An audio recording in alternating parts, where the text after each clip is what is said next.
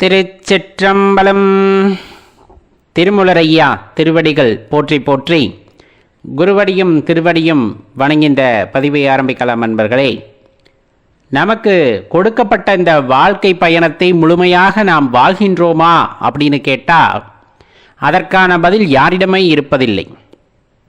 இறைவன் காலநியதி தத்துவத்தின்படி நமக்கான வாழ்க்கையை நல்குகிறார். பிறக்கின்றோம், பிறகு வளர்கின்றோம்.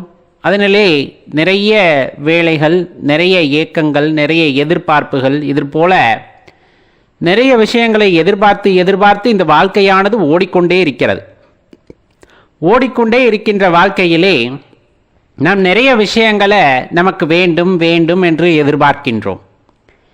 கொடுக்கப்பட்ட காலத்தை உண்மையாகவே வாழ்ந்தோமா அப்படின்னு கேட்டால் நிறைய பேர்கிட்ட பதிலே இருப்பதில்லை. இன்னமும் சொல்லப்போனால் ஆன்மீகத்துக்குள்ளே போனவங்க கூட வாழ்கின்ற காலத்தை விட மரணத்தை பற்றிய சிந்தனையிலேயே அதிகமாக இருப்பார்கள். ஒரு சில பேர் அந்த மரணமானது எனக்கு நல்ல வகையில் இருக்க வேண்டும் என்று ஆன்மீகத்தில் அப்பொழுதுதான் நாட்டம் கொண்டவர்கள் எதிர்பார்ப்பது கண்டிப்பாக எல்லோர் மனதிலும் இருக்கக்கூடியது தான். மரணத்திற்கு பிறகு வாழ்க்கை எப்படி இருக்கும் அப்படின்னு யாராவது பேசினா அதை கூர்ந்து கவனிக்கக்கூடிய தன்மை உடையவர்களாக நாம் மாறிவிட்டோம். மரணத்திற்கு பிறகு வாழ்க்கை உள்ளதா அப்படின்னு கேட்டால் அதை பற்றியும் கூர்ந்து கவனிக்கக்கூடிய ஆற்றலை பெற்றுவிட்டோம். ஆனால் இறைவன் ஒரு அற்புதமான வாழ்க்கையை இப்பொழுது கொடுத்திருக்கின்றார். மரணத்திற்கு பின் வாழ்க்கை இருக்குமா இருக்காதா என்பதெல்லாம் அடுத்த கேள்வி. அது பெரும் பகுதி. அதனிலே நம் கவனத்தை செலுத்தி வாழ்கின்ற இந்த நாட்களை எல்லாம் வீணடித்து கொண்டிருக்கின்றோமா அப்படின்னு கேட்டால் கண்டிப்பாக அப்படின்னு சொல்லலாம். கிடைத்தற்கு அரிய நேரங்கள், நமக்கு இறைவனால் கொடுக்கப்பட்டிருக்கின்ற இந்த வாய்ப்பு அப்படிங்கிறது கிடைத்தற்கு அரிய நேரங்கள். பல விதங்களில் அதனை வீணடித்து கொண்டிருக்கின்றோம். நமக்காக வாழ வேண்டும். எப்படி வாழ வேண்டும்? நமக்காக வாழ வேண்டும். அதை எப்படி வாழ வேண்டும் என்று யாருக்குமே தெரிவது இல்லை. பிறருக்காக வாழ்ந்தாலும் சரி, அதை எப்படி வாழ வேண்டும் அப்படிங்கிறதும் யாருக்கும் தெரிவதில்லை. அப்போ பெரும்பாலுமான நேரம் நம் தூக்கத்தில் கழிகிறது. பெரும்பாலுமான நேரம் நாம் வீணடித்து விடுகின்றோம். ஒரு சிறிய பகுதியை நமக்காக நாம் வாழ்கின்றோம். அந்த சிறிய பகுதியும் எப்படிப்பட்டதாக இருந்தது அப்படிங்கிறது தான் இப்போ கேள்வி. நமக்காக அப்படிங்கும் போது சுயநலத்துடன் வாழ்ந்தோமா, அல்லது அந்த நமக்காக அப்படிங்கிறது நாம் மகிழ்ச்சி உறுவதற்காக பிறருக்காக வாழ்ந்தோமா அப்படிங்கிற அந்த ஒரு பெரிய விஷயமானது அதிலே அடங்கியிருக்கிறது. வாழ்க்கை அப்படிங்கிறதே ஒருவருக்கொருவர் உதவி, மற்றவர்களுக்காகவும் வாழ்வது வாழ்க்கையாக இருக்கும். அதை தெளிவாக புரிந்து கொள்ளுங்கள். சுயநலத்துடன் வாழ்கின்ற வாழ்க்கையில் ஒரு அர்த்தமில்லாமல் சில நேரங்களிலே போகிறது.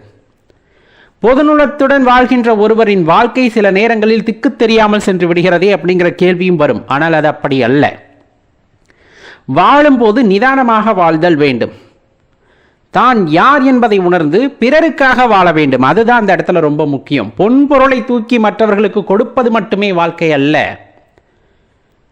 தான் அப்படிங்கிற அந்த உணர்வு இருக்கு இல்லையா, அந்த இறைநிலையை உணர்ந்து, இந்த இறைநிலை உணர்ந்த உடம்பின் மூலமாக ஒரு மகிழ்ச்சியானது வெளிப்படும், அன்பானது வெளிப்படும். அந்த அன்பை பிறருக்கு கொடுத்தல் வேண்டும். அதுதான் வாழ்க்கையோட மிக சிறந்த ஒரு விஷயமாக இருக்கும்.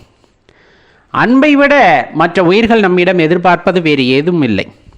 மனிதர்கள் மட்டுமல்ல, எல்லா ஜீவராசிகளும் நம்மிடம் எதை எதிர்பார்க்கிறார்கள் என்றால் அந்த அன்பு என்ற ஒரு விஷயத்தை எதிர்பார்க்கிறார்கள். அதை கொடுத்து விட்டால் இந்த உலகம் சுபிக்ஷமாக இருக்கிறது. அதனை கொடுக்க மறுத்தால் இந்த உலகமே நரகமாகிறது. ஆனால் நாம் என்னவோ மரணத்திற்கு பிறகு சொர்க்கம் நரகம் என்றெல்லாம் கற்பனை செய்து கொண்டிருக்கின்றோம். அது ஒரு புறம் இருந்தாலும் வாழும் பொழுதே சொர்க்கத்தில் வாழ்கிறோமா நரகத்தில் வாழ்கிறோமா என்பதை யோசித்து வாழ வேண்டும். உங்களை சுற்றி இருப்பவர்களும் நீங்களும் மகிழ்ச்சியாக வாழ்ந்து கொண்டிருக்கின்றீர்கள். எவ்வளவு கஷ்டங்கள் துன்பம் அது அனைவரின் வாழ்க்கையிலும் வரும். ஆனால் அதையும் தாண்டி உங்களது மனமானது பக்குவப்பட்ட நிலையிலே ஒரு சிறத்தன்மையுடன் மற்றவர்களை மகிழ்விக்கக்கூடிய வகையிலே உங்களை சுற்றியிருப்பவர்களும் ஆனந்தமாக இருக்கிறார்கள், நீங்களும் ஆனந்தமாக இருக்கிறீர்கள் என்றால் அதுதான் உண்மையாகவே சொர்க்கம். நீங்கள் இருந்தாலே அந்த இடத்துல ஒருத்தர் வந்துட்டு ஒரு வெறுமையை உணர்கின்றார், ஒரு மாதிரி தர்ம சங்கடத்தை உணர்கின்றார், நீங்களும் அதே போல் உணர்கிறீர்கள். அந்த நிலை எனக்கு வேண்டவே வேண்டாம், பெரும் இன்னலாக இருக்கிறது அப்படின்னா அதுதான் நரகம். இந்த சொர்க்கமும் நரகமும் வாழ்க்கையில் எப்பொழுது ஏற்படும் என்று யோசித்து பாருங்கள். ஒருவரை பார்க்கும் பொழுதே அமைதி அவர் முகத்தில் தாண்டவமாடுகிறது, அன்பு வயமாக காணப்படுகிறார் என்றால் அவர் பேசாவிட்டாலும் பரவாயில்லை, அவர் அருகில் அமர்ந்திருந்தால் போதும் என்ற உணர்வு உங்களுக்குள் வருகிறது என்றால், அவர் அன்பு வயப்பட்டவராக இருக்கிறார் என்றால், அவர் அருகாமையில் அமரும் பொழுது உங்களுக்குள் ஒரு அமைதியை உணர முடிகிறது, ஒரு இன்பத்தை உணர முடிகிறது என்றால் அதுதான் சொர்க்கம், அதுதான் சொர்க்கமாகிறது. மாறாக அதற்கு எதிர்மாறாக நிகழும் பொழுது அதுவே நரகமாகிறது. அப்பொழுது பிறரை பற்றி யோசிப்பதை விட்டுவிட்டு நம்மை பற்றி யோசிங்கள், இந்த உடலை பற்றி யோசிங்கள். இந்த உடல், உயிரை தாங்கியிருக்கக்கூடிய இந்த உடல் ஒரு இடத்தில் இருக்கிறது என்றால், உங்களை பார்த்து ஒருவர் மகிழ்ச்சி அடைகிறார், உங்கள் அருகாமையிலே இருப்பதை பற்றி அவர் பெருமை கொள்கிறார் அப்படின்னா அந்த சொர்க்கத்தின் தலைவன் நீங்களாக இருக்கிறீர்கள் என்று அர்த்தம். ஆம், சொர்க்கம் இறைவனின் இருப்பிடம் அல்லவா? ஒரு இடத்தில் ஒருத்தர் சொர்க்கத்தை உணர்கிறார், அந்த இடத்துல ஒரு அன்பை உணர்கிறார், ஒரு அமைதியை உணர்கிறார், ஒரு இன்பத்தை உணர்கிறார் என்றால் அது சொர்க்கம். அந்த இன்பம் வந்ததற்கும் அந்த அமைதி வந்ததற்கும் அந்த பெரிய அவர் எதிர்பார்த்த ஒரு விஷயம் அந்த இடத்தில் கிடைத்ததற்கும் யார் காரணமாக இருக்கிறார்களோ அவர்களே தெய்வமாகிறார்கள். அப்ப அந்த சொர்க்கத்தில் இருக்கக்கூடிய தெய்வம் நீங்களா அப்படிங்கிறது தான் கேள்வி. அதே எதிர்மறை பதமாக எடுத்து பார்த்தோம் என்றில், நீங்கள் இருக்கின்ற இடத்தில் ஒருத்தர் வந்துட்டு ஒரு அசௌகரியத்தை உணர்கிறார் என்றால், நீங்கள் ஏன் அந்த இடத்தில் இருக்கிறீர்கள் என்ற ஒரு வெறுப்புணர்வு உங்கள் மீது அங்கு வருகிறது, நீங்கள் செய்கின்ற செய்கைகளே அதெல்லாம் தோற்றுவிக்கிறது என்றால் அந்த இடம் நரகமாகிறது. நரகத்தை ஆட்சி செய்பவர் யார்? அந்த கேள்வியும் நாம் கேட்டுக்கொள்ள வேண்டும். அப்பொழுது சொர்க்கத்தை ஆளக்கூடியவர்களாக நாம் இருக்க வேண்டுமா, நரகத்தை ஆளக்கூடியவர்களாக நாம் இருக்க வேண்டுமா அப்படிங்கிறதெல்லாம் நாமே தீர்மானித்து விடலாம். இதற்காக ஒருவர் நம்மை ஆசீர்வதித்து நீ தெய்வ நிலை அடைவதாக, நீ அரக்க நிலை அடைவதாக அப்படின்னு சொல்லணும்னு அவசியம் இல்லை.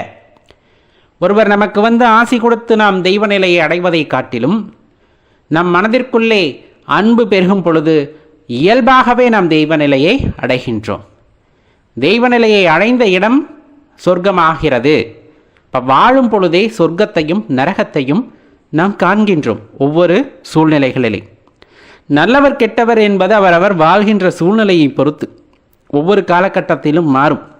வாழ்க்கை முழுவதும் ஒருவர் நல்லவராகவே இருந்தார் என்றோ, வாழ்வு முழுவதும் அவர் கெட்டவராகவே இருந்தார் என்றோ யாரையும் நம்மால் குறிப்பிட முடியாது. கால சந்தர்ப்பங்களுக்கு ஏற்றவாறு ஒரு மனிதனுடைய குணமானது மாறுகிறது. அந்த மனம் அதே போல் அவரது குணம் மாறாமல் ஒரு சிறத்தன்மையுடன் இருக்கிறது. அப்படிங்கும் போது அவர் ஒரு நிலையை அடைகின்றார், அது ஏதேனும் ஒரு நிலையை அடைகின்றார். அந்த அன்பு பெருக்கத்தின் காரணமாக மனதிலே அன்பு மட்டுமே நிலைத்திருக்கிறது. அவர் வாழ்க்கையிலே வேறு எந்த இன்ப துன்பங்கள் இந்த மாதிரி எதுவும் மாறி மாறியெல்லாம் வருவதில்லை, நிலையாக இருக்கிறார், சிறத்தன்மையுடன் இருக்கிறார். அப்படிங்கும் போது அவர் கொஞ்சம் கொஞ்சமாக தெய்வ நிலையை நோக்கி செல்கிறார் என்பதை நாம் உணர்ந்து கொள்ள முடிகிறது.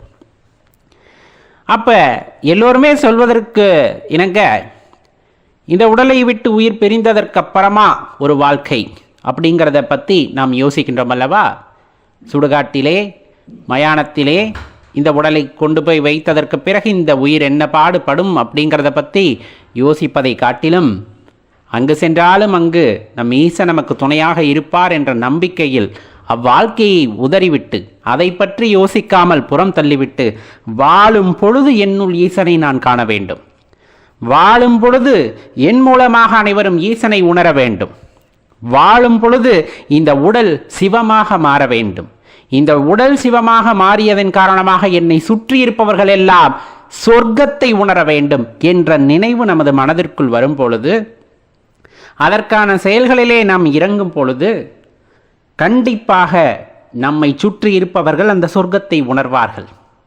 நாம் காட்டுகின்ற அன்பின் காரணமாக, நாம் காட்டுகின்ற பரிவின் காரணமாக நம்மை சுற்றி இருப்பவர்கள் நம்முடன் இருக்கும் பொழுது சொர்க்கத்தை உணர்வார்கள். அதைவிட மேலான தன்மை இந்த உலகத்தில் வேறு ஏதும் இருக்க முடியாது. உங்களால் பிறருக்கு என்ன கொடுக்க முடியும் என்று கேட்டால் அன்பை தவிர வேறு எதையும் உங்களால் கொடுக்க முடியாது. மற்ற எதையும் கொடுத்தால் அது நீங்களாக கொடுத்ததாக இருக்காது.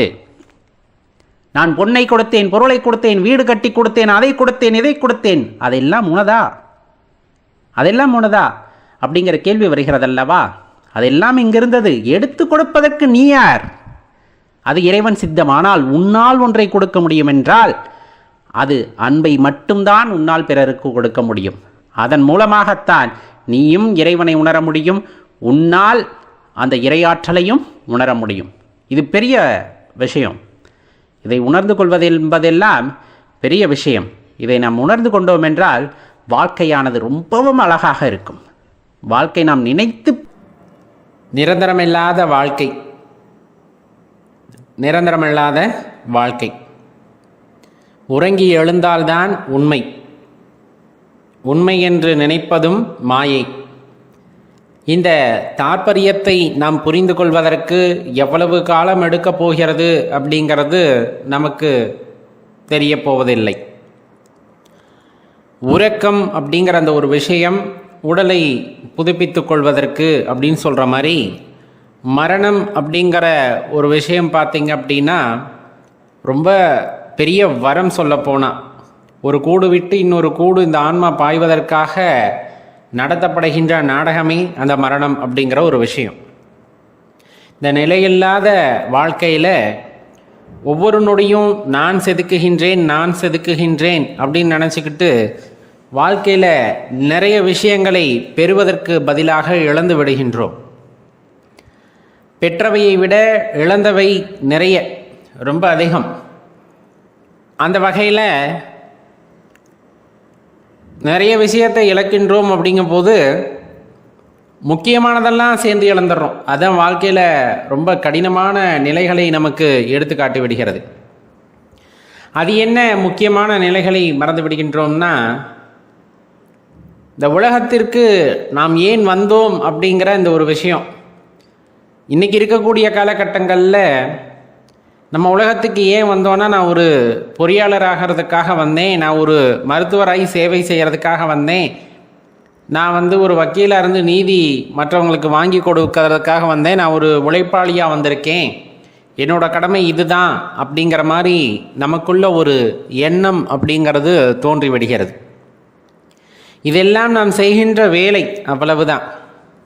நீ யார் அப்படின்னு கேட்டால் அதற்கான பதில் சொல்வதற்கு நமக்கு தெரியாது, அது சரியாக சொல்கிறதுக்கும் நமக்கு தெரியாது. சில நபர்கள், பக்குவப்பட்ட நபர்களுக்கு மட்டுமே அதை தேடுவதற்கான வாய்ப்பு அங்கே ஏற்படுகிறது. அந்த தேடுதல் ஒரு இடத்திலே உண்டாகிறது அப்படிங்கும்போது கண்டிப்பாக அது வாழ்க்கையில் ஒரு பெரிய மாற்றத்தை நமக்குள்ளே ஏற்படுத்தும். அதில் எந்த ஐயப்பாடும் வேண்டாம்.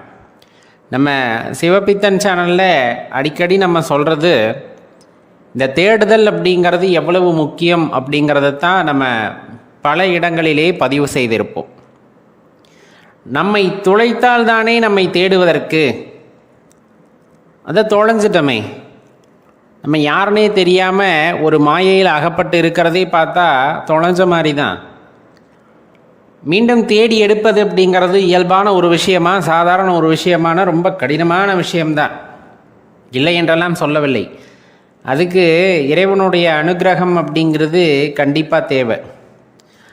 மீண்டும் அடியேன் குறிப்பிடுவது, நிலையில்லாத இந்த மாயை சூழ்ந்த வாழ்க்கையிலே எதற்கு வந்தோம் என்பதை அறிந்து கொள்ள வேண்டும் முதலிலே. அது சாத்தியமானால் கண்டிப்பாக சாத்தியமான விஷயம்தான், இல்லை என்றெல்லாம் கூற முடியாது. உலகத்திலே பிறந்த பல ஞானியர்களும் இறைவனை உணர்ந்திருக்கிறார்கள், தெளிந்திருக்கிறார்கள். அப்படிங்கும்போது அதில் ஏதேனும் குற்றமோ குறையோ சொல்ல முடியுமா அப்படின்னா கிடையாது. நமக்கு தெரியாத ஒரு விஷயத்தை இல்லை என்று சொல்லக்கூடாது, இல்லை என்று சொல்ல முடியாது.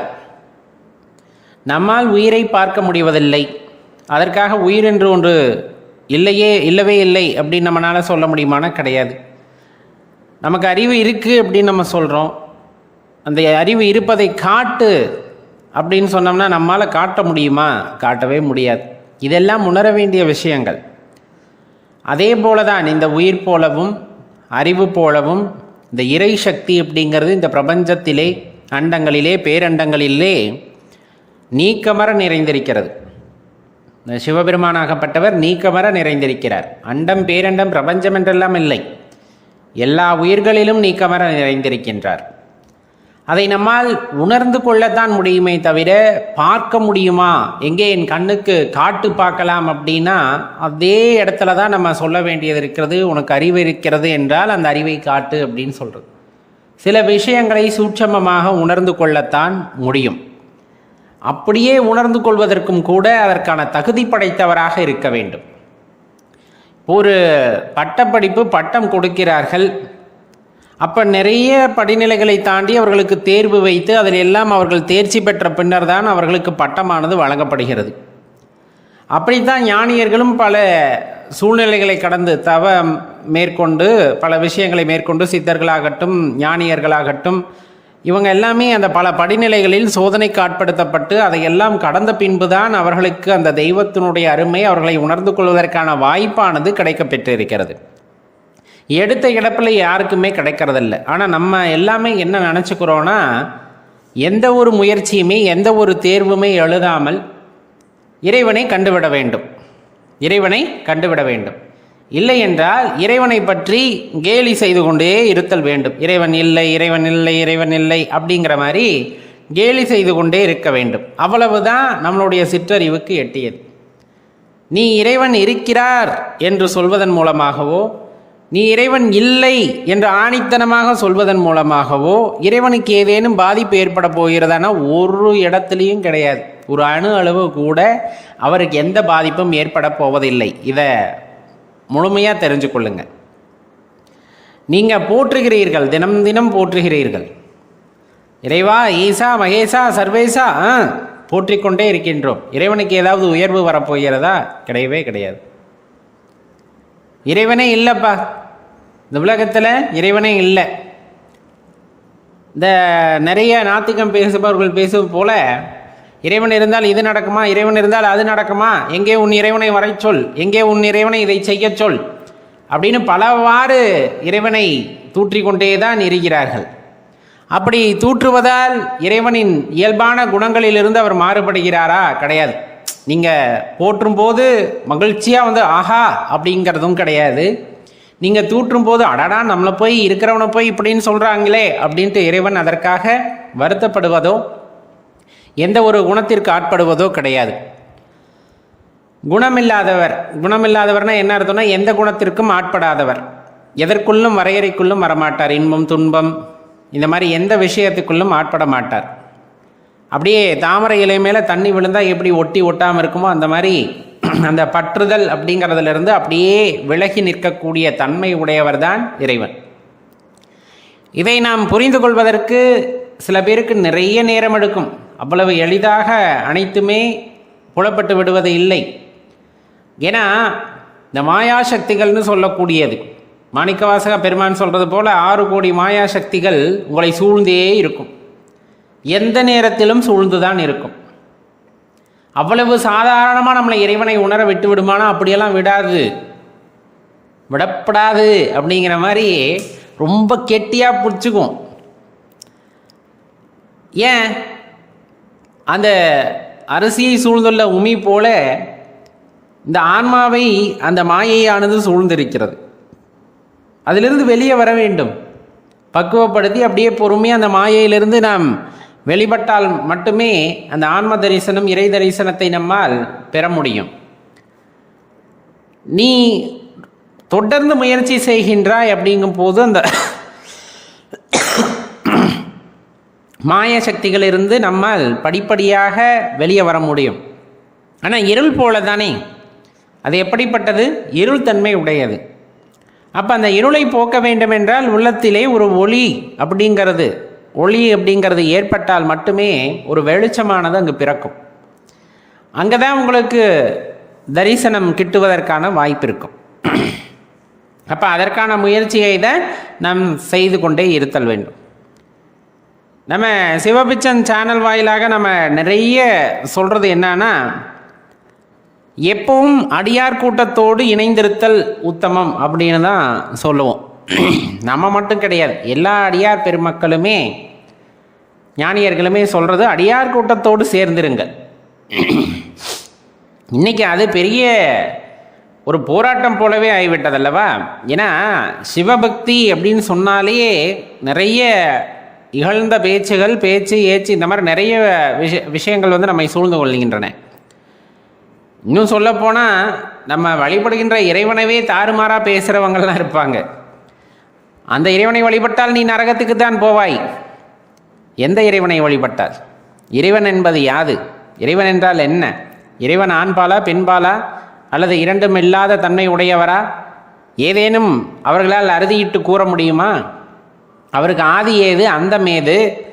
அப்படிப்பட்ட ஒரு அதீத சக்தியை நாம் வழிபடுகின்றோம். அப்படிங்கும் போது எதற்காக வழிபடுகின்றோம்? சொர்க்கத்திற்கு போவோம் என்றா? சொல்வது இறைவனை வழிபட்டால், நீங்கள் வழிபடுகின்ற இறைவனை வழிபட்டால் நரகத்துக்கு தான் போவீர்கள். நரகம் என்பதை நீங்கள் பார்த்திருக்கிறீர்களா?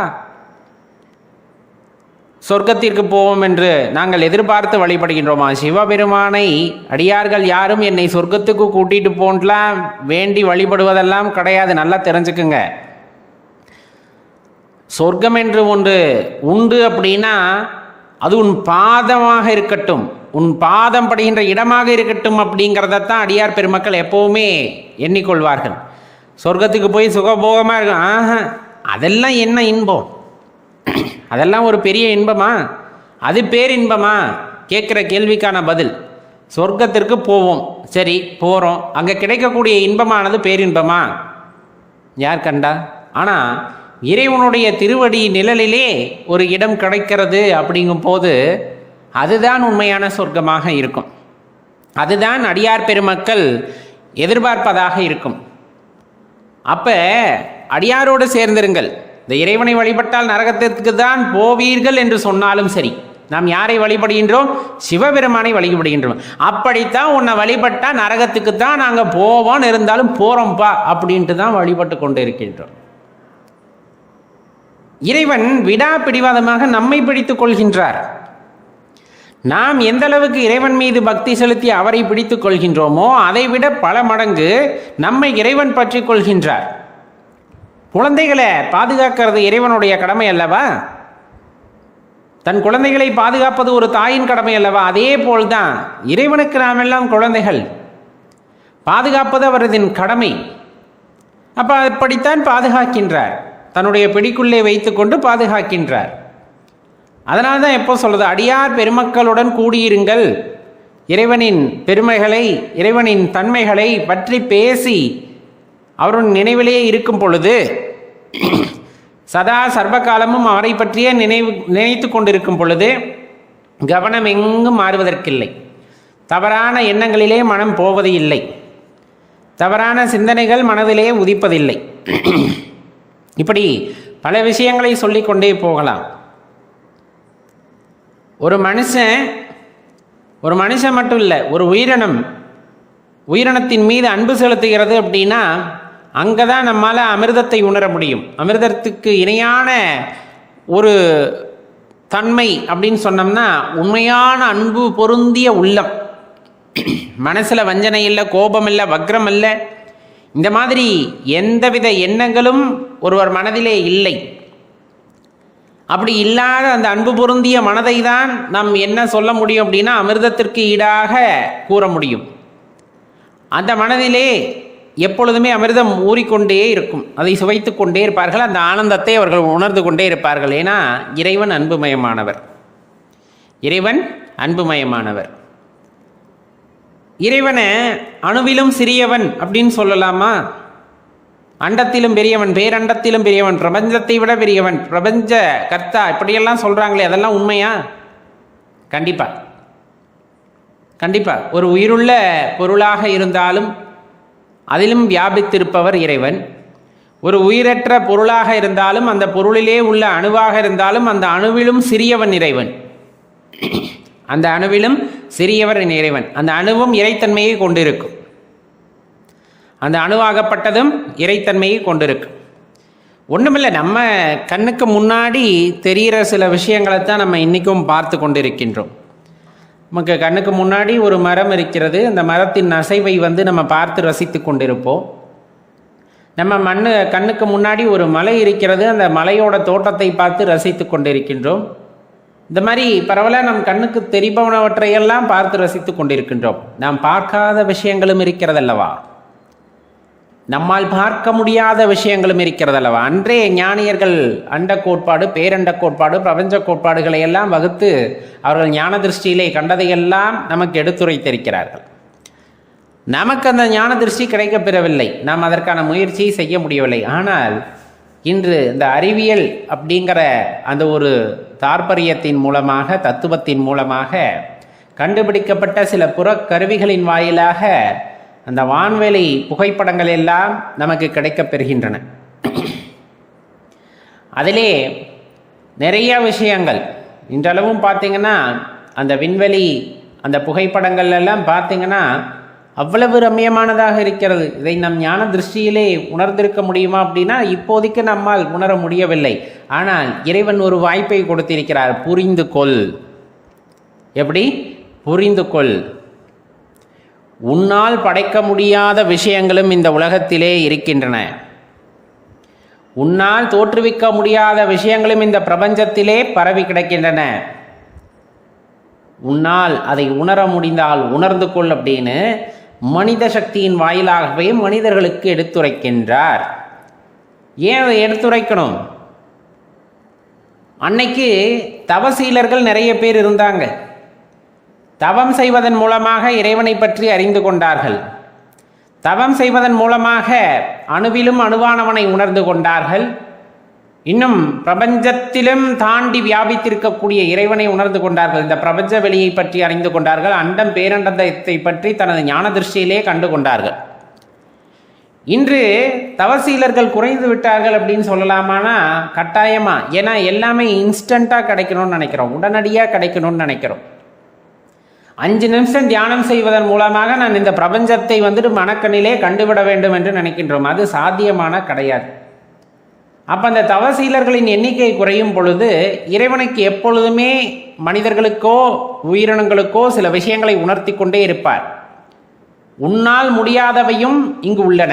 உன்னால் படைக்க முடியாதவையும் உன்னால் சிருஷ்டிக்கப்பட முடியாதவையும் இந்த பிரபஞ்சத்தை வியாபித்திருக்கிறது அப்படின்னு தவசீலர்கள் இருக்கும் பொழுது அவர்களுக்கு மனக்கண் வாயிலாகவும், இன்று தவநெறி தவறியவர்களுக்கு இந்த மாதிரி ஒரு சில கருவிகளை கண்டுபிடித்து அதன் மூலமாக புகைப்படம் எடுத்து இதோ பார், இதோ பார், நீ உன் ஊரை பற்றி பெரிதாக நினைத்து கொண்டிருக்கின்றாய், உன் நாட்டை பற்றி பெரிதாக நினைத்து கொண்டிருக்கின்றாய், நீ வாழ்கின்ற கண்டத்தை பற்றி பெரிதாக நினைத்து கொண்டிருக்கின்றாய், ஏன் இந்த பூமியை பற்றியும் நீ பெரிதாக நினைத்து கொண்டிருக்கலாம்.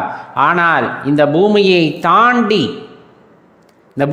தாண்டி பால்வெளி மண்டலம், அண்டம், பேரண்டம், பிரபஞ்சம், இந்த மாதிரி பல விஷயங்கள் உன் கண்ணுக்கு புலப்படாதவையும் இருக்கின்றன. இவற்றையெல்லாம் உன்னால் படைக்க முடியாது, உன்னால் சிருஷ்டிக்க முடியாது. உன்னை தாண்டிய சக்தி அப்படிங்கிறது ஒன்று உண்டு அப்படிங்கிறத உணர்த்துவதற்காக இறைவன் பல வழிகளிலே இன்றளவும் நமக்கு அதையெல்லாம் எடுத்து சொல்லி கொண்டிருக்கின்றார். அணுவிலும் சிறியவன். நீங்கள் ஒரு சின்ன பொருள் எடுத்து உடைத்துக்கிட்டே போனீங்கன்னா கடைசியாக உடைக்க முடியாத ஒரு பொருள் வரும் அல்லவா, ஒரு அணு வரும் அல்லவா, அந்த அணுவிலும் சிறியவனாகவும் இறைவன் இருக்கின்றார். நீ எதை பெரிதென்று நினைக்கின்றாயோ அதை தாண்டி பெரியவனாகவும் இறைவன் இருக்கின்றார். இதெல்லாம் இறைவன் ஏன் உனக்கு உணர்த்த வேண்டும்? ஏன்னா உணர்த்த வேண்டிய கட்டாயம் அவருக்கு. நம் மனதிற்குள்ளெல்லாம் ஒரு கர்வம் தொற்றிக் கொண்டிருக்கிறது. நான் தான் அப்படிங்கிற அந்த ஒரு கர்வம். இன்னைக்கு இருக்கக்கூடிய ஆட்சியாளர்களாகட்டும் அல்லது கண்டுபிடிப்பாளர்களாகட்டும், இந்த மாதிரி நீங்கள் எந்த துறை எடுத்துக்கிட்டாலும் இந்த துறையிலே நான் தான் அப்படிங்கிற அந்த கர்வம் கொண்டவர்கள் நிறைய உண்டு. ஆனால் எல்லா துறையிலும் நீ சொல்லக்கூடிய துறை ஒவ்வொன்றா சொல்லலாம். இந்தந்த துறையில் நான் கெட்டிக்காரன். எத்தனை வருடத்திற்கு கெட்டிக்காரனாக இருக்க போகின்றாய்? அது கண்கூடாவே இன்னொரு சக போட்டியாளர் அந்த இடத்தை நிரப்பப் போகின்றார். அதை நாம் பார்க்கத்தான் போகின்றோம். அது நிறைய நடந்து கொண்டே தான் இருக்கிறது. இருந்தாலும் அந்த கர்வம் போக மாட்டேங்குது. நான் தான் நிரந்தரமாக இருப்பேன், ஆளப் போகின்றேன், நிறைய கண்டுபிடிப்புகளை கண்டுபிடிக்கப் போகின்றேன், எனக்கு ஈடு இணை இந்த உலகத்தில் வேற யாருமே இல்லை, இந்த துறையில் என்னை மீறிய. சரி, அந்த ஒரு துறையில் நீயே அந்த கர்வம் அப்படிங்கிறது எந்த அளவுக்கு உயறிவிட்டது என்றால் மற்ற துறைகளெல்லாம் நமக்கு கீழே அப்படின்னு நினைக்கிற அளவுக்கு போயிடுச்சு. நம்ம சொல்கிற மாதிரி அந்த ஒரு துறையில் தான் நம்ம ஓரளவுக்கு எதையோ கற்று வைத்திருக்கின்றோம் என்றால், எல்லா துறைகளையும் படைத்தவர், எல்லா துறைகளின் இயக்கத்தை படைத்தவர், இந்த இயற்கை பஞ்சபூதங்களாலான அந்த இயற்கையின் படைப்பு அப்படிங்கிறது ஒரு விசித்திரமான விஷயம். அதையெல்லாம் நுணுக்கமாக படைத்தவர். ஒவ்வொரு உயிரினங்களும் எப்படி வாழ வேண்டும், அதற்கான வாழ்நாள் எண்ணிக்கை, இதையெல்லாம் கொடுத்து இங்கே அனுப்பியவர் எப்படிப்பட்டவராக இருப்பார்? எப்படிப்பட்டவராக இருப்பார்? எத்தன்மையை கொண்டபவராக இருப்பார்? நிறைய விஷயங்களை நாம் யோசிக்க வேண்டியது இருக்கிறது அல்லவா? நாம் பெரியவன் என்ற எண்ணம் நம் மனதிற்குள்ளே வந்துவிட்ட போது தோற்று விடுகின்றோம். உண்மையாய் சொல்ல போனால் தோற்று விடுகின்றோம். பகுத்தறிவு அப்படிங்கிற பெயரில் நிறைய கேள்விகளை நாம் எழுப்பி விடலாம். அதற்கான பதிலை யார் தருவது? பதிலை தேட வேண்டும். பதிலை தேட வேண்டும். பிறர் முன்னே பல கேள்விகளை அடுக்கிக் கொண்டே போனால் நாம் அறிவாளியாகிவிட மாட்டோம். இன்று அப்படித்தான் ஒரு பிம்பமானது கட்டமைக்கப்படுகிறது. ஒரு விஷயம் நமக்கு தெரியவில்லை என்றால் அந்த தெரியாத விஷயத்தின் மீது பல கேள்விகளை எழுப்ப வேண்டியது. அந்த கேள்விகளுக்கு மற்றவர்களுக்கு பதில் தெரியவில்லை என்றால் அந்த தத்துவத்தையே தவறென்று நிரூபணம் செய்வதற்காக போராட வேண்டியது. அப்படி போராடுபவர்கள் எல்லாம் பெரிய அறிவாளிகளாக இந்த சமுதாயத்திலே ஒரு பிம்பத்தை ஏற்படுத்த வேண்டியது. உண்மையாக அதற்கான பதிலையும் அவர்கள் எடுத்துரைத்தால் மட்டுமே அந்த இடத்தில் அவர்கள் அறிவு சார்ந்து செயல்படுகிறார்கள் என்பது பொருள். எங்கே இறைவன் இருக்கிறாரா, காட்டுங்கள் பார்க்கலாம்னா எப்படி காட்டுவது? குளிரை எப்படி காட்ட முடியும்? குளிர் இப்படித்தான் இருக்கும் என்று காட்ட முடியுமா? காற்று இப்படித்தான் இருக்கும் என்று காட்ட முடியுமா? அறிவு இப்படித்தான் இருக்கும் என்று காட்ட முடியுமா? முடியாதல்லவா? அப்ப எதிரே இருக்கவர் வாயடைத்து போகிறார் என்றால் இந்த கேள்வி கேட்டவர் என்னமோ அவரை அறிவு மேதையாக நினைத்துக் கொள்கின்றார்கள். இன்றைய தினத்திலே உண்மையாக இறைவனை உணர வேண்டும் என்றால் அந்த இடத்திலே இருந்து உணர முற்பட வேண்டும்.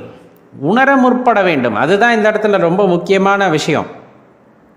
ஒவ்வொரு பூதத்திற்குமே ஒவ்வொரு தன்மை உண்டு. நெருப்பு சுடும், நெருப்புக்கான தன்மை அது. அதுக்கிட்ட போய் நீ ஜில்லுன்னு இருக்கணும் அப்படின்னா ஆகுமா? ஆகாது. காற்று, காற்றுக்கான தன்மை எப்பொழுதுமே உண்டல்லவா? எப்படி? சீதோஷண நிலைக்கு தகுந்த மாதிரி அது மாறிக்கொண்டே இருக்கின்றது. அந்த காற்று அதன் தன்மையிலிருந்து மாறப்போவதில்லை. அதை பல கூறுகளாக பிரித்திருக்கிறோம் அல்லவா? எப்படியெல்லாம் காற்றுகள் இருக்கும் அப்படிங்கிறத பிரிச்சிருக்கோம். அப்போ அதுக்குன்னு ஒரு இயல்பு அப்படிங்கிறது இருக்குது. நீராக இருக்கட்டும், நிலமாக இருக்கட்டும், காற்றாக, நெருப்பாக, ஆகாயமாக, எந்த தத்துவமாக இருந்தாலும் அதற்கென்று ஒரு குணம் உண்டு. அந்த குணத்தை அதற்குள்ளே வைத்தவர் இறைவன். இது இப்படித்தான் செயல்பட வேண்டும், ஒன்று இன்னொன்றுடன் இணையும் பொழுது இப்படி மாறுபட வேண்டும், இப்படி மாற்றமடைய வேண்டும். இந்த தத்துவத்தை எல்லாம் கொடுத்தது யார் அப்படின்னா இறைவன், சர்வேஸ்வரன் கொடுத்திருக்கின்றார். அதற்கு ஒவ்வொரு குணத்தையும் கொடுத்திருக்கின்றார். அப்படி அந்த குணத்தை கொடுக்கின்றார் அப்படிங்கும் போதே நம்ம தெளிவாக தெரிந்து கொள்ள வேண்டிய விஷயம், நமக்கு தெரியாத விஷயமும் இந்த உலகத்திலே இருக்கிறது.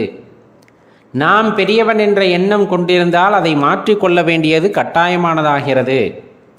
நான் பெரியவனாக நினைத்து கொண்டாலும் எனது வாழ்நாள் அப்படிங்கிறது எத்தனை நாள் அப்படிங்கிறது என்னால் கணிக்க முடியாது. எனக்கு ஈடு இணை இல்லாதவன், எனக்கு ஈடு இணை இல்லாதவன் அப்படின்னு யாரையும் அப்படியெல்லாம் தாழ்த்தி விட முடியாது. என் தன்மை கொண்ட இன்னொருத்தன் இந்த உலகத்திலே வரமாட்டான் அப்படின்லாம் சொல்ல முடியாது. நம்ம சிவபித்தன் சேனலில் அடிக்கடி அடியேன் குறிப்பிடுவது இதைத்தான். எப்பொழுதுமே கர்வத்தை தலையில் ஏற்றிக்கொள்ளாதீர்கள். ஏற்றிக்கொண்டால் பாரம் அதிகமாகிவிடும். ஒரு இடத்திலே பாரம் அதிகமாகிறது என்றால் அந்த பாரத்தை தாங்காது இந்த பூமி. புவியீர்ப்பு விசையின் காரணமாக சரித்து விடும். அந்த பாரத்தை தலையிலே கனமேறினாலும் தலை சரிந்துவிடும். எப்பொழுதும் தெளிவாக வைத்து கொள்ள வேண்டிய விஷயம் அது. நமக்கு தெரிய வேண்டிய விஷயம் கூட அதுதான். இன்றைக்கும் தேவர்களாலும் காண முடியாத பரம்பொருள் அப்படின்னு தான் சொல்லப்படும். தேவர்களே நினைத்தாலும் அவரை கண்டுணர முடியாது அப்படிம்பாங்க. ஏன்னா தேவர்களை படைத்ததும் இறைவன் தானே. படைக்கின்ற, காக்கின்ற, அழிக்கின்ற எல்லா அந்த தேவதைகளையும் படைத்தது யார் அப்படின்னா இறைவன் தானே. அவர்களாலுமே கூட கண்டுணர முடியாத பேராற்றல் அதை நாம் உணர்ந்து கொள்ள வேண்டும், அறிந்து கொள்ள வேண்டும் என்றால் எவ்வளவு சிரத்தை எடுக்க வேண்டும் என்பதை மனதிலே நினைத்து பாருங்கள். நம்ம நினைக்கிற மாதிரி அவ்வளவு எளிதாக அடையக்கூடிய விஷயம் அல்ல, அவ்வளவு எளிதான விஷயம் அல்ல. அதே போல்தான் சொல்லுவாருங்க, இப்படித்தான் இறைவனை உணர முடியும், இந்த யோகத்தின் மூலமாக, இந்த பயிற்சியின் மூலமாக இப்படித்தான் இறைவனை அடைய முடியும் அப்படின்ட்டு நிறைய பேர் சொல்ல கேள்விப்பட்டிருப்போம். நிறைய பேர் சொல்ல கேள்விப்பட்டிருப்போம். நாம் ஒன்றும் இறைவன் அல்லவே, நாம் ஒன்றும் இறைவன் அல்லவே, இது மட்டும்தான் என்னை உணர்ந்து கொள்ளக்கூடிய வழி அப்படின்னு இறைவன் நம்மிடம் சொல்லவில்லையே. அவர் அவரவர் குணத்திற்கு ஏற்றவாறு இறைவனை வந்தடையக்கூடிய வழியை அவரவர்களுக்கு எடுத்து கூறுகிறார். நாம் எத்தகைய தன்மை உடையோமோ அந்த தன்மையில் இருந்தவாறே இறைவனை எப்படி அடையலாம் என்பதற்கான வழியை இறைவன் எடுத்து காட்டுகின்றார், எடுத்து இயம்புகின்றார். அதை உணர்ந்து கொள்ள வேண்டும். இது சரி, இது தவறு என்று சொல்வதற்கு நாம் யார்? இந்த பயிற்சியின் மூலமாகத்தான் அடைய முடியும், அந்த பயிற்சியின் மூலமாக மட்டும்தான் அடைய முடியும் என்று சொல்வதற்கு நாம் யார்? குருமார்களுக்கு எடுத்துரைத்தது இந்த வழியை நீங்கள் பின்பற்றினால் இறைவனை உணர்ந்து கொள்ளலாம், அவருடன் இரண்டர கலந்து விடலாம் என்று அவர்களுக்கு ஞானாசிரியர்கள் உரைத்திருக்கிறார்கள் என்றால் அந்த வழி வருபவர்களுக்கெல்லாம் அதுவே வழியாக இருக்கும். அதே ஞானாசிரியருக்கு வேறொரு வழியையும் கொடுத்திருப்பார் இறைவன், வேறொரு ஞானாசிரியருக்கு வேறு வழியை காட்டியிருப்பார், அவருக்கு அந்த வழியால் தான் அவர் அடைய முடியும் அப்படிங்கிறதுக்காக. அப்போ இந்த இரண்டு வழிகளிலும் முரண்பாடு இருக்கிறதானா? கிடையாது. அவரவர் தன்மைக்கு ஏற்றவாறு அதற்கான வழியை இறைவன் காட்டியிருக்கிறார். அன்பின் வாயிலாக இறைவனை அடையலாம், வாசி யோகத்தின் வழியாக இறைவனை அடையலாம், இன்னும் சொல்லிக்கொண்டே போகலாம். அந்த மாதிரி பல படிநிலைகள் இருக்கின்றன. அதன் அடிப்படையாக கொண்டு இறைவனை உணரலாம் அப்படிங்கிறத எடுத்து இறைவன் சொல்லியிருப்பார் அல்லவா? இப்போ அதன் வாயிலாக நாம் அடையலாம். நாம் அதில் சரி தவறு என்று கூறுவதற்கெல்லாம் நாம் ஒரு பொருட்டே அல்ல, தெளிவாக நினைத்து கொள்ளுங்கள். இதில் சரி தவறெல்லாம் எதுவும் கிடையாது. ஒருத்தருக்கு சரியாக தெரிவது இன்னொருவருக்கு தவறாக தெரியும். இந்த உலகத்திலே நீங்கள் ஒரு விஷயத்தை சரி என்று வாதிடுகிறீர்கள் என்றால் அதை தவறென்று வாதிடுவதற்கு மற்றொரு குணமுள்ளவர் அங்கு இருப்பார். அதற்காக அவர் தவறென்று யாராலும் கூற முடியாது, அதற்காக நாம் சரி என்றும் யாராலும் கூற முடியாது. சரி தவறு என்பது அவரவர் பார்வையை பொறுத்தது, அவ்வளவுதான். இந்த இறைவனை வழிபடுகின்றோம் அப்படின்னா இந்த பிறப்பெற நிலை அப்படிங்கிறத நோக்கி தான் எல்லாருமே பயணிக்கின்றோம். அதில் எந்த மாற்று கருத்தும் இல்லை. பிறப்பு அறுக்க வேண்டிய ஒரு கடமை அப்படிங்கிறது இறைவனுக்கு உள்ளது. கடமைன்னு சொல்லக்கூடாது, இருந்தாலும் சொல்கிறோம். அவரை நாடி செல்லக்கூடிய அடியவர்களுடைய பிறப்பை அறுக்கக்கூடிய கடமை யாருக்கு இருக்கிறது? இறைவனுக்கு இருக்கிறது. யாரால் அந்த பிறப்பை அறுக்க முடியும்? இந்த பிறப்பு இழப்பு அப்படிங்கிற சுழற்சியிலிருந்து ஒருத்தரை யாரால் வெளிக்கொண்டு வர முடியும்? யார் ஒருவர் பிறப்பை கொடுத்தாரோ அவரால் தான் இந்த பிறப்பை அறுக்க முடியும். யார் ஒருவர் இந்த பிறப்பையெல்லாம் உயிரினங்களுக்கு கொடுத்தாரோ அவரால் தான் இந்த பணியை செவ்வனே செய்ய முடியும். அப்படி அனைத்து தெய்வங்களுக்கும் தோற்றத்தை கொடுத்த ஒருவர், இந்த மனித குலத்திற்கு தோற்றத்தை கொடுத்த ஒருவர், ஒவ்வொரு உயிரினங்களுக்கும் ஒரு தோற்றத்தை கொடுத்த ஒருவரால் தான் இந்த பிறப்பை அறுக்க முடியும் என்றால் அதில் எந்த மாற்று கருத்துமே இல்லை. அப்படி ஒவ்வொருத்தருக்கும் பிறப்பை கொடுத்தது, ஆக்கியது, காத்தல், அழித்தல் ஆகிய முத்தொழிலையும் செய்பவர்களுக்கெல்லாம் முதல்வனாக இருக்கின்ற சிவபெருமான் நம் பிறப்பை அறுக்க வல்லவர், நம் பிறப்பை அறுக்க வல்லவர். அப்போ அவரை சரணடைதல் தான் எப்பொழுதுமே ஒரு சரியான பாதையாக இருக்கும் அப்படிங்கிறத நம்முடைய ஞானியர்கள் அடிக்கடி எடுத்து கூறியிருக்கிறார்கள். பற்றற்ற நிலையிலே அகப்பற்றும் கூடாது, புறப்பற்றும் கூடாது. அப்படி இந்த இரண்டு பற்றுகளிலிருந்தும் நாம் வெளியே வந்து விட்டோமே ஆனால் நமக்கு ஒரு தெளிவான நிலையானது கிடைக்கிறது என்றால், எது உண்மை எது பொய் என்பதை உணர்வதற்கான வாய்ப்பு கிடைக்கிறது எனும் பொழுது கண்டிப்பாக அந்த அரும்பெரும் இறைவனை நம்மால் உணர்ந்து கொள்ள முடியும். அந்த இறைவனை உணர்ந்து கொள்ளும் பொழுது நாம் பிறப்பற்ற நிலையை நோக்கி செல்வதற்கான வழியை அந்த இறைவன் நமக்கு காட்டுகின்றார், சிவபெருமான் நமக்கு காட்டுகின்றார். அடியார் கூட்டத்தில் சேர்ந்துக்குங்கன்னு நம்ம சொல்கிற மாதிரியே அடியார்களை எப்பவும் சிவபெருமானாகவே நினைத்து வணங்க வேண்டும். ஏன்னா ரொம்ப முக்கியமான விஷயம்னா, ஒரு அடியார் மனதை துன்பப்படுத்திடுறோம், சலனப்படுத்திடுறோம், கஷ்டப்படுத்திடுறோன்னா அது இந்த இறைவனைவே சலனப்படுத்தியதற்கு சமமாகும். நம்ம ஒப்பிடக்கூடாது. இருந்தாலும் ஒரு குழந்தை கஷ்டப்படுவதை பார்த்து கொண்டு தாய் சும்மா இருக்க மாட்டாங்க. தாய்க்கு எல்லாமே குழந்தைகள் தான், இறைவனுக்கு எல்லாமே குழந்தைகள் தான். இருந்தாலும் ஒரு சின்ன 2-3 குழந்தைங்க இருக்க இடத்துல ஒரு குழந்தை மட்டும் எல்லாத்தையும் அடிச்சுக்கிட்டே இருக்குது அப்படிங்கும்போது மற்ற குழந்தைகள் துன்பப்படுகிறார்கள், மனதளவில் வருந்துகிறார்கள்னா பெற்ற தாய் நம்ம பிள்ளை தானே அப்படின்னு தண்டிக்காமல் விடுறதில்லை. அந்த குழந்தைக்கு உணர்த்தணும் இல்லையா செய்கிறது தப்புன்னு. அதனால் ஓங்கி ஒரு அடி அடித்து அந்த குழந்தைகளை அடிக்கக்கூடாது அப்படின்னு சொல்லுவாங்கள்ல. அதே போல தான் சிவபெருமானுக்கு நாம் அனைவரும் குழந்தைகள் தான். சிவபெருமானை மனதார ஏற்றுக்கொண்டு சதா அவருடைய நினைவிலே இருக்கக்கூடிய அடியார் பெருமக்கள் எப்பொழுதுமே ஒரு ஆனந்த நிலையிலே இருப்பார்கள், இன்சொல் பேசுபவர்களாக இருப்பார்கள், எப்பொழுதுமே சிவ சிந்தனையிலே இருப்பார்கள். அப்படிப்பட்ட அடியாரை யாரேனும் துன்பப்படுத்துகிறார்கள், துன்பப்படுத்தும் போது என்னாகும் அப்படின்னா இன்னும் இறைவன் மீது பற்று அதிகமாகும். அது வேற விஷயம். இருந்தாலும் அந்த மனதிலே ஒரு பாதிப்பு வருகிறது, அந்த உடலுக்கு ஒரு பாதிப்பு வருகிறது. அப்படிங்கும் போது உள்ளம் பெருங்கோவில் அல்லவா, இறைவன் வசிக்கின்ற கோவில் அந்த உடல் ஆகிறது. அப்போ அந்த உடலுக்கோ அல்லது அந்த உள்ளத்திற்கோ பாதிப்பு வருகிறது அப்படிங்கும் போது அதை காக்கக்கூடிய பொறுப்பில் இருக்கக்கூடியவர் யாருன்னா சிவபெருமானா அங்கே இருப்பார். சிவபெருமான் அந்த உடலையும் உள்ளத்தையும் காக்கக்கூடிய பொறுப்பிலே அந்த நேரத்தில் இருக்கக்கூடியவராக இருப்பார். அப்போ நம்ம ஏற்கனவே சொன்ன மாதிரி ஒரு குழந்தை அடிச்சுக்கிட்டே இருக்குது, இன்னொரு குழந்தை அழுதுகிட்டே இருக்கும்போது அடிக்கிற குழந்தையை திருத்துவது அல்லது அவருக்கு புரிய வைப்பது அப்படிங்கிறது இறைவனின் கடமையாகிறது.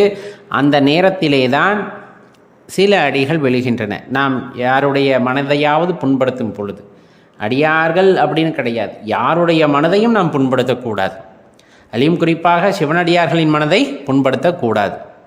அப்படி புண்படுத்தினால் இறைவன் அதை நமக்கு புரிய வைப்பதற்காக சில திருவிளையாடல்களை நடத்தி விடுவார். அதனால தான் சொல்கிறது, யார் மனதையும் புண்படுத்துகிற மாதிரி நடந்துக்கக்கூடாது அப்படின்னு சொல்கிறது. இந்த ஏச்சு பேச்சு இந்த மாதிரி நிறைய விஷயங்கள் இருக்குமாப்பா. சிவபக்தியிலே செல்பவர்களுக்கு அது ஒன்று எப்பொழுதுமே குறையாமல் இருந்து கொண்டு இருக்கும். விபூதியை தரித்து கொள்தல் அப்படிங்கிறது அவ்வளவு சாதாரண விஷயம் அல்ல. இன்றைய காலகட்டத்திலே எவ்வளவு பேச்சுகள் எல்லாம் ஆரம்ப காலகட்டத்திலே வந்திருக்கும் அப்படின்னு யோசிச்சோன்னா நமக்கே தெரியும் அல்லவா. நிறைய பேசி இருப்பார்கள், நாமும் நிறைய கேட்டிருப்போம். ஆனால் இன்று அதுபோல் யாரேனும் பேசினால் நம் மனதிற்கு வலிக்கிறதா, அதை நம் மனமானது ஏற்றுக்கொள்கிறதானா கொஞ்சம் கூட கிடையாது. யாரோ எப்படி வேணாலும் பேசிட்டு போங்க, யாரோ எப்படி வேணாலும் பேசிட்டு போங்க. என் உள்ள தூய்மை, என் மன தூய்மை, என்னுடைய பக்குவம், நான் இறைவனை தேடுகின்றேன், இறைவனை நாடிச் செல்கின்றேன். அப்படிங்கும்போது அந்த ஒரு பயணத்திலே கண்டிப்பாக இந்த ருத்ராட்சமும் விபூதியும் எனக்கு தேவைப்படுகிறது. அப்படிங்கும்போது கண்டிப்பாக தேவைப்படும். ஒரு நிலையை எட்டும் வரையிலும் அது நமக்கு கண்டிப்பாக தேவைப்படும். அது ஒரு பாதுகாப்பு அரணாக இருந்து நம்மை பக்குவப்படுத்தி கூட்டி செல்லும் என்றால் அதில் மாற்று கருத்தே இல்லை. அப்படிப்பட்ட விஷயத்தை நாம் தவிர்க்கக்கூடாது. பேச்சுகளும் ஏச்சுகளும் இருந்தாலும் நாம் தவிர்க்காமல் அதனை ஏற்றுக்கொள்ளும் பொழுது இறைவனுடைய அருட்பெரும் கருணையானது நமக்கு கிடைக்கும். அருட்பெரும் கருணை கிடைத்துவிட்டால் தனிப்பெரும் கருணையும் கிடைக்கும். அதனாலே சிவபெருமானை சரணடையுங்கள். பிறப்பில்லாதவர், இறப்பில்லாதவர், குணமில்லாதவர், இந்த மாதிரி பல குணங்களை அவருக்கு சொல்லிக்கொண்டே போகலாம். இதெல்லாம் இல்லை இல்லை இல்லை இல்லை அப்படின்னு சொல்லிக்கிட்டே போனால் அப்போ அவருக்கு என்ன தான் இருக்கும்? படைத்தவனுக்கு ஏதையா குணம்? அவர்கிட்ட இருக்கிறது ஒன்றே ஒன்று, அன்பு மட்டும்தான். ஒன்றே ஒன்று இருக்குன்னா அது அன்பு மட்டும்தான். அப்போ அன்பால் மட்டும்தான் இறைவனை அடைய முடியுமா? அன்பாலும் இறைவனை அடையலாம், இறைவனை உணரலாம். யாரும் பார்க்கலன்னு அநீதியை செஞ்சுக்கிட்டே போகக்கூடாது. யாராலையும் பார்க்க முடியாத அணுவையும் கண்காணிக்கிறது ஈசன் என்பதை எப்பொழுதும் மறந்து விடாதீர்கள். சிவபெருமான் நம்மை ஆட்கொண்டு விட்டார் அப்படிங்கிறத எப்படி தெரிஞ்சுக்கிறது அப்படின்னா, ரொம்பவெல்லாம் இல்லைங்க. நம்மளோட எண்ணம் முழுவதும் அவரை நோக்கி செல்லும். எப்போவுமே அவரை பற்றி யோசித்து கொண்டு இருப்போம், அவரை பற்றியே சிந்தித்து கொண்டிருப்போம். அவர்தான் எல்லாம் என்ற நிலைக்கு நாம் வந்து விடுவோம். அவரை தவிர இந்த பிரபஞ்சத்திலே வேறு ஒரு துணையும் நமக்கு இல்லை அப்படிங்கிற எண்ணம் எப்பொழுது வருகிறதோ அப்போது தெரிந்து கொள்ளலாம் நம்மை சிவபெருமான் ஆட்கொண்டு விட்டார் என்று. சிவனை தேட போகிறோமா? தேடணும். எங்கே தேடணும் அப்படிங்கிறது தான் இருக்கிற கேள்வியே. சிவபரம்பொருளை புறத்தே தேட முடியாது. தேடினாலும் அவ்வளவு எளிதில் உணர்ந்து கொள்ளவும் முடியாது, அடையாளம் காணவும் முடியாது. சிவத்தை நம்ம உள்ளார தான் தேடணும், அகத்தில் தான் தேடணும். அகத்தில் ஒளிந்திருக்கின்ற சிவன் நமக்கு காட்சி அளிக்கணும் அப்படின்னா அன்பு பீரிட்டு வரணும். எல்லா உயிரினங்கள் மீதும் அன்பு பீரிட்டு வரணும். அந்த உள்ளார்ந்து தேடுதல் அப்படிங்கிறதே ஒரு பெரிய கலை. அந்த தேடுதலை ஆரம்பிக்கணும் அப்படின்னாலும் அந்த சிவபரம்பொருளோட அந்த அருளானது நமக்கு தேவை. ஐயனை வேண்டிக்கிட்டே இருங்க, துதித்து பாடிக்கிட்டே இருங்க. அவரோட அந்த கருணை கிடைத்தது அப்படின்னா உள்ளார அந்த உணர்வானது நமக்கு கிடைக்கும். அவங்க புரிஞ்சுக்கல, இவங்க புரிஞ்சுக்கலன்ட்டு நம்ம கஷ்டப்பட்டுக்கிட்டே இருந்தோம்னா வாழ்க்கை கஷ்டமாக தான் போய்கிட்டே இருக்கும். நம்மளை புரிஞ்சு கொள்ள வேண்டிய ஒரே ஜீவன் எம்பெருமான் சிவன் மட்டும்தான். அவருக்கு தெரியும் நீங்கள் யார், நீங்கள் செலுத்துகின்ற பக்தி எப்படிப்பட்டதுன்னு. உண்மையை சொல்லப்போனால் சிவபெருமானால் தேர்ந்தெடுக்கப்பட்டவர் நீங்கள். மற்றவங்க என்ன தேர்ந்தெடுக்கலை, அவங்க என்ன நிராகரிக்கிறாங்க, இந்த மாதிரி ஏக்கங்களோ இந்த மாதிரி எண்ணங்களோ மனதில் வரவே கூடாது. இறைவன் உங்களை தேர்ந்தெடுத்திருக்கிறார் என்றால் நீங்கள் ஒரு அற்புதமான பிறப்பாகத்தான் இருப்பீர்கள் என்பதை முதலில் நீங்கள் நம்ப வேண்டும். நிறைய சந்தர்ப்ப சூழ்நிலைகளில் நம்ம மனசில் தோணியிருக்கும், பெரிய அடி வாங்கியிருப்போம், வாழ்க்கையில் பெரிய அடி வாங்கியிருப்போம். சிவபெருமானை இவ்வளோ வழிபடுறமே, ஏன் நம்மளுக்கு இவ்வளோ கஷ்டத்தை கொடுத்தார், இந்த அடி வாங்கின நிலைமையிலேருந்து நம்மளை காப்பாற்றி விட்டுருக்கலாமே அப்படிங்கிற அந்த எண்ணம் நம்ம மனசுக்குள்ளே இருந்திருக்கும். ஒரே ஒரு விஷயத்தை உணர்ந்து பாருங்கள். அந்த நிகழ்வதற்கு முன்னால் பல முறை இறைவன் எச்சரித்திருப்பார். ஏதோ ஒரு வகையில் அம்மா மூலியமாகவோ அப்பா மூலியமாகவோ அண்ணன் தங்கை இந்த மாதிரி உறவுகள் மூலமாக நண்பர்கள் மூலமாக இவ்வினை வேண்டாம் அப்படிங்கிறத பல முறை எச்சரித்திருந்திருப்பார். அல்லது நிகழப்போகக்கூடிய விஷயத்தை ரொம்ப சின்னதாக உங்களுக்கு நடத்தி இது போல் நடந்துவிடும் என்று எச்சரித்திருந்திருப்பார். ஆனால் நம்ம அறிவுக்கு அது எட்டி இருக்காது. அதுதான் இறைபக்தி. அந்த உணர்வை உணர்ந்து கொள்ளக்கூடிய பக்குவத்தை பெற்றுவிட்டால் நாம் இறைவனுடைய அந்த அதிர்வுகளை உணர்ந்து கொள்கிறோம் அப்படிங்கிறத தான் புரிஞ்சுக்கணும். சிவனை நோக்கி நீங்கள் ஒரு அடி எடுத்து வச்சா போதும், அவர் உங்களை நோக்கி 100 அடி எடுத்து வைப்பார். அதை எப்படி நம்ம தெரிஞ்சுக்கிறது அப்படின்னா, ஐயனை பற்றி ஒன்றுமே அறியாத சூழ்நிலையிலுமே கூட ஐயனை பற்றி தெரிந்து கொள்ள வேண்டும் என்று நீங்கள் நினைத்தால் போதும், சிவனடியார்களும் மெய்யடியார்களும் உங்களை நெருங்கி வருவார்கள். ஐயனை பற்றி பேசிக்கொண்டே இருப்பார்கள். அவரை பற்றி உள்ள ரகசியங்களை உங்களிடம் பகிர்ந்து கொண்டே இருப்பார்கள். இன்னும் நீங்கள் என்னென்ன எதிர்பார்க்கிறீர்களோ அதற்கான விடயமெல்லாம் மெய்யடியார்கள் மூலியமாகவே உங்களுக்கு வந்து சேரும் அப்படின்னா அதில் எந்த மாற்று கருத்தும் இல்லை. அதன் மூலமாக நீங்கள் தெரிஞ்சுக்கலாம். நீங்கள் இறைவனை பற்றி தெரிந்து கொள்ள வேண்டும் என்று ஆரம்பித்தவுடனே இறைவன் தன் அடியார்களை உங்கள் அருகில் அனுப்புகிறார் அப்படின்னா இறைவனே உங்கள் அருகில் வந்திருக்கிறார் அப்படிங்கிறதத்தான் நீங்கள் சூட்சமமாக தெரிந்து கொள்ள வேண்டும். இப்போ நம்ம சொல்கிறத கொஞ்சம் யோசிச்சு பாருங்களேன். நமக்கு நாமே ஆறுதல் சொல்லிக்குவோம், நம்ம ரொம்ப நல்லவங்க, நம்ம ஏன் இவ்வளோ கெட்டவங்களாக இருக்கோம், நம்ம பக்திமானாக இருக்கிறோம், நம்மளை பக்தியில் அடிச்சுக்க ஆளே இல்லை, இந்த மாதிரி பல எண்ணங்கள் நம்ம மனசுக்குள்ளே இருக்கும். அதெல்லாம் ஒரு வினாடி தான். இறைவன் ஏதாவது ஒரு சந்தர்ப்பத்தை ஏற்படுத்துவார். அந்த சந்தர்ப்பத்தில் நீ எப்படி நடந்துக்கிற அப்படிங்கிறது, அதை நம்ம எப்படி பயன்படுத்துகிறோம் அப்படிங்கிறது, அதிலேருந்து நம்ம எப்படி வெளியே வர்றோம் அப்படிங்கிறத பொறுத்து தான் நம்ம நல்லவனா கெட்டவனா அல்லது நம்ம பக்திமானா அப்படிங்கிறத நம்மளே உணர்ந்துக்க முடியும். அது வரையிலும் நமக்கு நாமே தம்பட்டம் அடித்து கொள்வது அப்படிங்கிறது கொஞ்சம் கேலி கூத்தான விஷயமாக தான் இருக்கும். அந்த சூழ்நிலையையும் ஒருத்தன் கடந்து வர்றான் அப்படிங்கும்போது தான் அவனோட பக்தி அப்படிங்கிறது இறைவனால் மெச்சப்படுவதாக இருக்கும். நான் சிவன் கோயிலுக்கு போனேன், நான் சிவனுக்கு பூஜை பண்ணேன், நான் சிவமந்திரத்தை சொல்கிறேன், இப்படி நல்லா சொன்னால் எப்போவுமே ஏமாந்துக்கிட்டு இருக்கீங்கிறது பொருள்.